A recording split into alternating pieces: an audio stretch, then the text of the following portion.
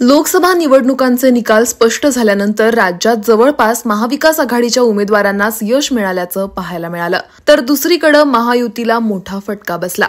महाराष्ट्रातल्या 48 लोकसभा निवडणुकांमध्ये हातकणंगलेची जागा मोठ्या प्रमाणात चर्चेत होती। येथून शिवसेना शिंदे गटाचे नेते धैर्यशील माने विजयी झालेत, तर स्वाभिमानी शेतकरी संघटनेचे नेते राजू शेट्टी यांचा पराभव झालाय। या लागलेल्या निकालावर राजू शेट्टींनी एक भावनिक पोस्ट शेअर केली आहे। यामध्ये त्यांनी माझं काय चुकलं, प्रामाणिक असणं हा गुन्हा आहे का असा सवाल करत त्यांनी शेतकऱ्यांनो तुम्हीही असं म्हणत पोस्ट शेअर केली आहे। या मतदारसंघातील सर्वसामान्य शेतकरी, गरीब, कष्टकरी वर्ग माझ्या सोबत असल्याचं राजू शेट्टी यांनी म्हटलं होतं। यंदाच्या निवडणुकीत हातकणंगले लोकसभा मतदारसंघात तिरंगी लढत होती। धैर्यशील माने, सत्यजित पाटील आणि राजू शेट्टी असा सामना होता। अत्यंत अटीतटीच्या लढतीत धैर्यशील माने हे फक्त 13,429 मतांनी विजयी झाले।